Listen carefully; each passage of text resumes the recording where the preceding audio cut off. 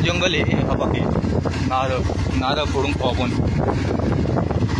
खाली पडेल असते ना, गोणीत टाकून नेऊ 2-3 खाली पडलेलं असेल एखादं काय ना. बिचारी काय करणार, त्यांच्या संकट एवढाच ऑप्शन आहे एक जगण्याचं साधन. काही म्हणा, इकडं लय झाड आहेत आंब्याची, इकडं आलोच नाही मी. क्षमा.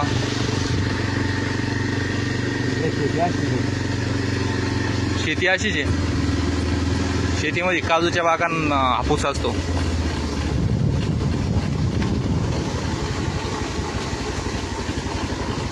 ओके, जांभूळ काहीच नाही त्याला. जांभूळ असायला पाहिजे दिवसात.